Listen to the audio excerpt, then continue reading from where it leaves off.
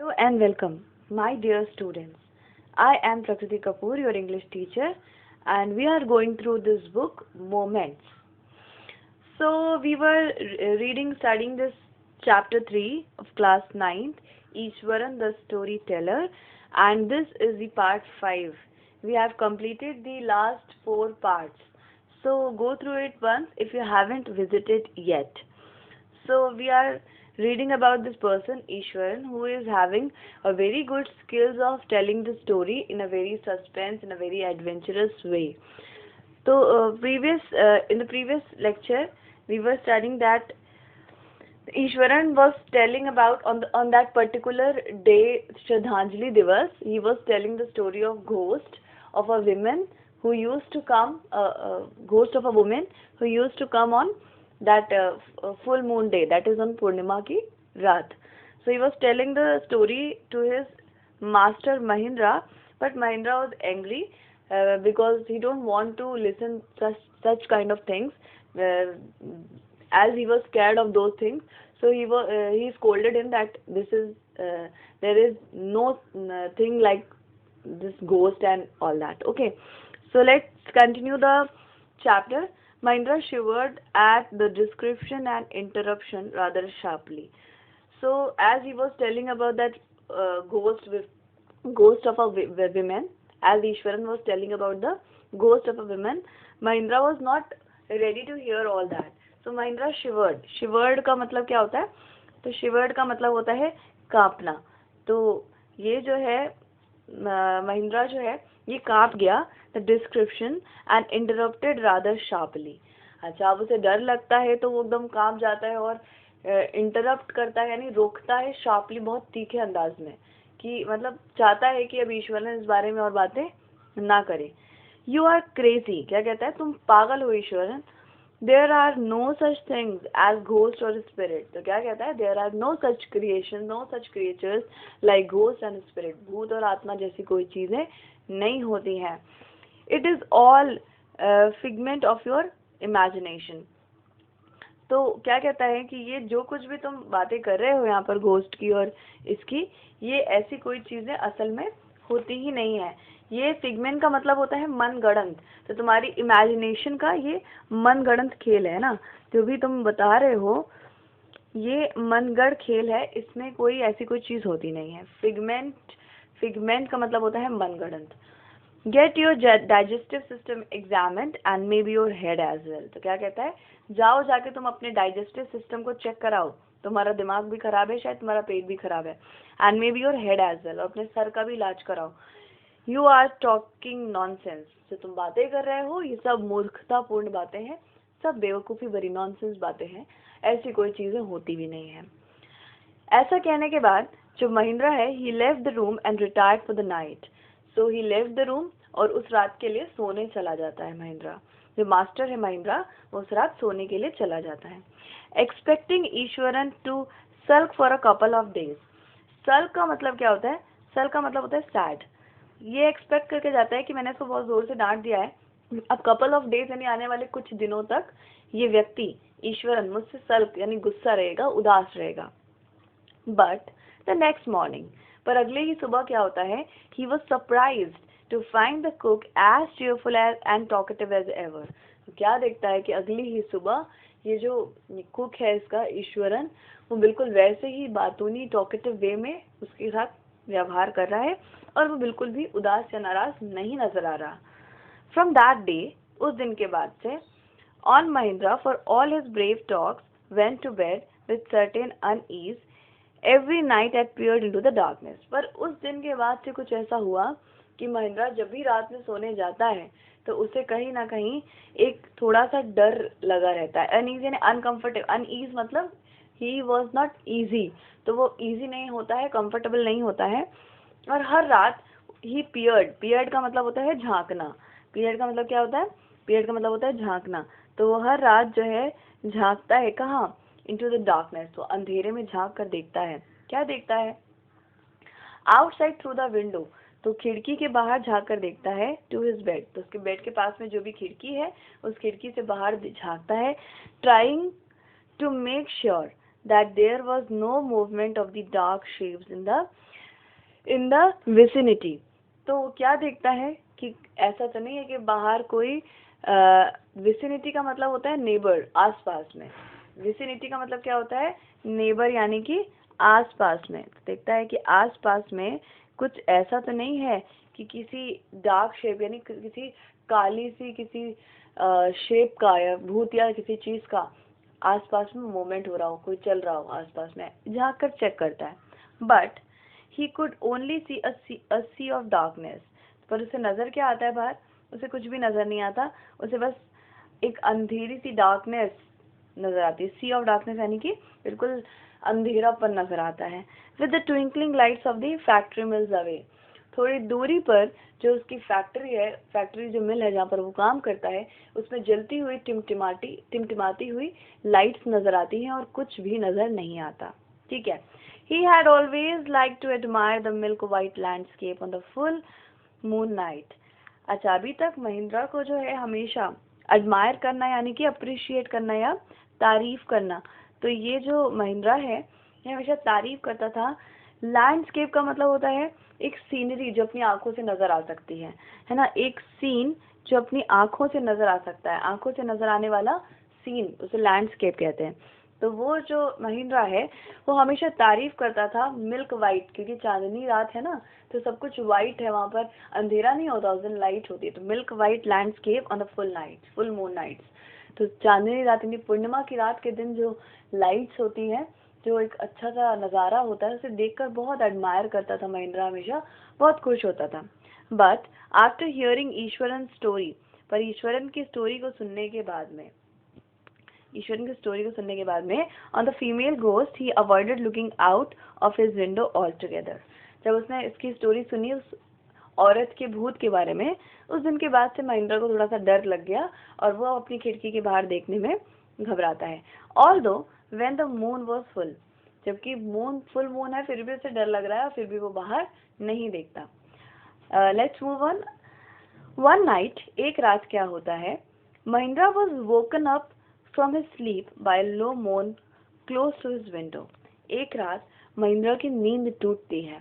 तो महिंद्रा मास्टर है, उसकी नींद टूटती है फ्रॉम हिज स्लीप, उसकी नींद अचानक से खुलती है. और नींद खुलती कैसे है?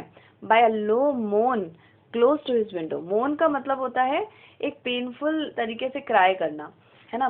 तो आप कह सकते हो मोन का मतलब कि एक करहाने की आवाज या पेनफुल क्राई कह सकते हैं आप उसको आसान शब्दों में. तो पेनफुल क्राई से जो है उसकी नींद खुलती है. क्लोज टू हिज विंडो, उसकी जो आवाज उसकी खिड़की के जस्ट पास से ही आ रही थी. At first he put it down to a cat prowling around a mouse. तो एक बार के लिए सबसे पहले उसे लगता है कि शायद कोई बिल्ली है. प्राउलिंग का मतलब क्या होता है? प्राउलिंग का मतलब होता है कि शिकार करने के लिए दबे पांव घूमना आसपास, है ना. आप अपने शब्दों में लिख लीजिएगा कि शिकार के लिए अपने किसी के आसपास दबे पांव घूमना. जैसे कि ये जो चूहा होता है उसके आसपास में ये बिल्ली दबे पांव घूमती है.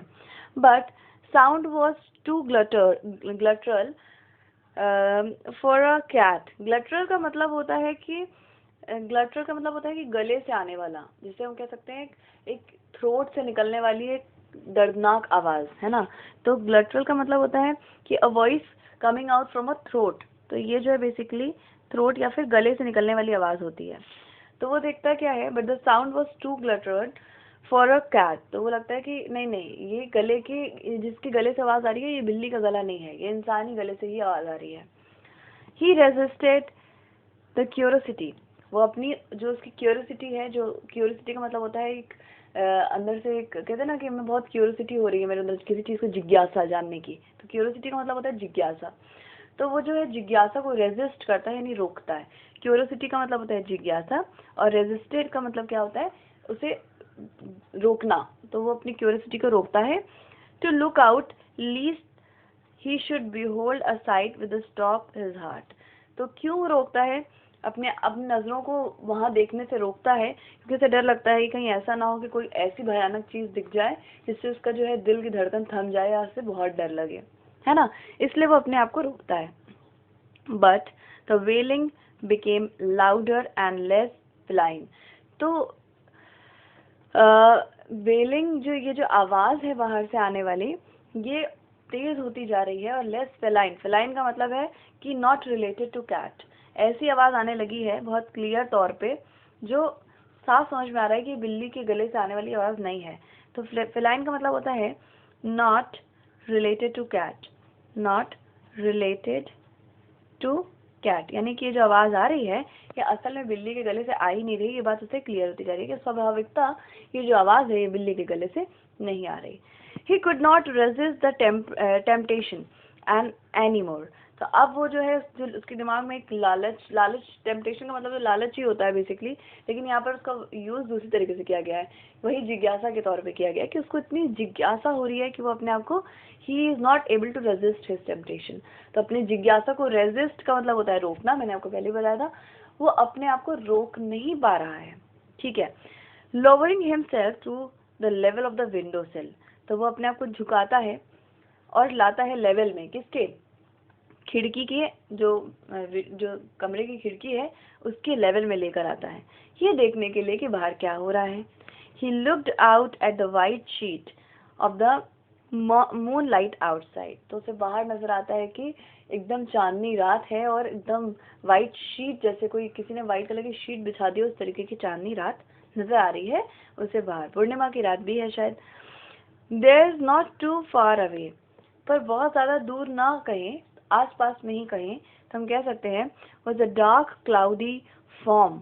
वहाँ पर एक नज़र आ रहा है एक धुएंदार, एक किसी का स्ट्रक्चर, किसी की फॉर्म, किसी की एक, जैसे कह सकते हैं ना कि एक धुएं से बना हुआ एक स्ट्रक्चर नज़र आ रहा है किसी का फॉर्म। क्लचिंग अ बंडल, जिसने एक बंडल पकड़ा हुआ है। क्लच मतलब होता है टू होल्ड टाइटली, क्लच मतलब क्या होता है, टू होल्ड टाइट, है ना, या टाइटली भी बोल सकते हो आप। तो किसी का फॉर्म नजर आ रहा है जिसने गठरी पकड़ी हुई है बहुत तेजी से। Mahindra broke into the cold sweat. Cold sweat का मतलब होता है कि बहुत घबरा जाना, बहुत डर जाना। मतलब एक तो होता है पसीना आना ना, तो एक पसीना आता है भाई इंसान को गर्मियों में, तो वो तो भाई आपको गर्म हॉट की वजह से, हॉटनेस की वजह से जो है स्वेट होती है, स्वेटिंग होती है। लेकिन कोल्ड स्वेट वो होता है जो पसीना आ जाता है, सर्दी में भी पसीना आ जाता है, और ये पसीना डर के कारण आता है। तो कोल्ड स्वेट यानी बहुत तेज उसे डर लगता है। And fell back in on the pillow, और वो अपना जो सर है वो अपने तकिया में छुपा लेता है जल्दी से। पैंटिंग यानी कि अब हाफ भी रहा है, पैंटिंग का मतलब होता है हाफना। ठीक है, तो हाफ भी रहा है।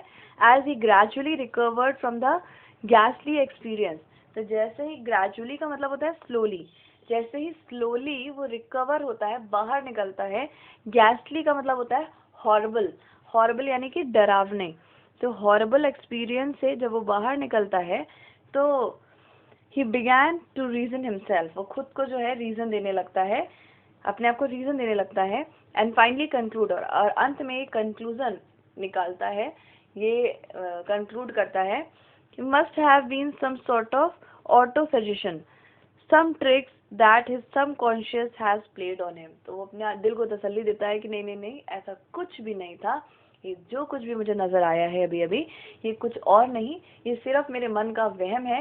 मेरी जो अंतर आत्मा है उसने मुझे ट्रिक किया, उसने मुझे बेवकूफ़ बना के मेरे को जो है इस वहम के तहत खड़ा कर दिया लाकर, जिस वजह से मैं डर रहा हूँ। असल में ऐसा कुछ भी नहीं है, खुद को कन्विंस करने की कोशिश करता है। ठीक है, और यही करते करते, खुद को समझाते समझाते वो सो भी जाता है। अभी क्या होता है, अब आती है अगले दिन की बात। By the time he had got up in the morning, अब सो गया, अब नेक्स्ट डे उसको सोकर उठेगा। बाय द टाइम, जब वो सोकर उठता है इन द मॉर्निंग में, in the morning had a bath, नहाता है, and come out to have his breakfast, तो वो अपना नाश्ता करने के लिए बाहर निकलता है। The horror of the previous night had faded from his memory, तो उसका जो मन है, उसके जो दिमाग है, उसकी जो बुद्धि है, उसमें से जो कल रात की जो एक डरावनी कहानी थी, वह फेडेड फ्रॉम इट। फेडेड मतलब धुंधली हो गई है, अब खत्म हो गई है ऑलमोस्ट। तो फेडेड का मतलब होता है धुंधली हो जाना, धुंधली हो जाना, है ना। तो उसकी फेड हो गई है उसकी मेमोरी में से वो सब बातें, अब उसे उतना डर नहीं लग रहा। Eswaran greeted him at the door, तो जो उसका नौकर है, जो ईश्वरन कुक है, वही दरवाजे पर उसको ग्रीट करता है, गुड मॉर्निंग विश करता होगा may be, with his lunch packet and his bag. साथ में लंच भी लाया है उसका, और उसका बैग भी लेकर आया है, क्योंकि अभी महिंद्रा को ऑफिस जाना है। Just as Mahindra was stepping out, जैसे ही महिंद्रा एक कदम बाहर रखता है, Eshwaran grinned and said. Grinned का मतलब होता है टू स्माइल शोइंग टीथ, हाँ, ब्रॉड स्माइल शोइंग टीथ आप कह सकते हो। तुम कह सकते हैं कि ब्रॉड स्माइल, एक ऐसी स्माइल होता है ग्रिन का मतलब जिसमें दांत दिखते हैं, दांत दिखा के हंसने वाली स्माइल, ठीक है। Sir, remember the other day when I was telling you about the female ghost with features in its arms? Sir, याद करिए वो दिन जिस दिन मैंने आपको इस भूत के बारे में, इस महिला के भूत के बारे में बताया था जो कि अपने हाथ में फीटस, अपने बच्चे को की गठरी जो है लिए रहती है, बताया था ना आपको। You were so angry with me for imagining things. आप मुझसे बहुत गुस्सा हुए क्योंकि आपको लग रहा था कि मैं चीज़ों को सिर्फ इमेजिन करता हूँ। याद आया आप मुझसे कितना गुस्सा हुए थे? Well, you saw her yourself last night. और अब कल रात आपने खुद ही उसको देख लिया। I came running, hearing the sound of moaning that was coming from your room. मैं दौड़ते हुए आया था जब मैंने आपके कमरे की खिड़की के पास से वो करहाने की आवाज सुनी थी। मैं भी आया था दौड़ते हुए। अब जब उसने बात बोली, ऐसे तो महिंद्रा उसकी कहानियां सुनता रहता था और ये हमेशा इमेजिन करता रहता था, तो महिंद्रा को लगता था कि हमेशा इमेजिन कर रहा है, तो उसे लगा कि शायद ये इमेजिनेशन ही होगा। लेकिन कल जब उसने खुद देखा और ईश्वरन ने भी देखा, तो अब उसका जो डाउट है वो क्लियर हो रहा है कि शायद जो उसने कल देखा था वो उसके मन का वहम नहीं, रियलिटी थी। A chill went down Mahindra's spine. तो बेसिकली हमको ये बताने की कोशिश की जा रही है कि a chill went down Mahindra's spine का मतलब एक तेज कपी छोटी महिंद्रा को, ठीक है, एकदम कपकपा गया वो। He did not wait for the Eswaran to complete his sentence. वो इस बात के लिए वेट भी नहीं करता है, अब वो इस बात के लिए रुकता भी नहीं है कि ईश्वरन अपने सेंटेंस को, अपने वाक्य को पूरा करेगा। He hurried away to the office. वो जल्दी जल्दी भाग के ऑफिस चला जाता है and handed in his papers. और अपने पेपर जो है दे देता है, resolving to leave the haunted place the very next day. Paper पे लिख कर ये बात क्लियर कर देता है कि अब मैं यहाँ पर और ज़्यादा नहीं रुकने वाला हूँ, मुझे यहाँ से वापस जाना है क्योंकि ये जो जगह है ये हॉन्टेड है, यही भूतिया जगह है, ठीक है। तो इसी चीज़ के साथ में ये जो स्टोरी है ख़त्म हो जाती है। लेकिन हम अभी भी बहुत डिलेमा में है और बहुत सस्पेंस में है कि असल में वो घोस्ट था कि नहीं था, पता नहीं। आपको क्या लगता है, व्हाट डू यू थिंक, कि घोस्ट और स्पिरिट्स होते हैं, और क्या आपने कुछ एक्सपीरियंस किया है? अगर किया है तो you can comment me, you can tell me the story. So this is the story and this is enough for today. Thank you so much. Share with your friends and do subscribe to the channel and ask your friends to subscribe the channel too. Okay? Thank you so much. Stay blessed and God bless you, dear students.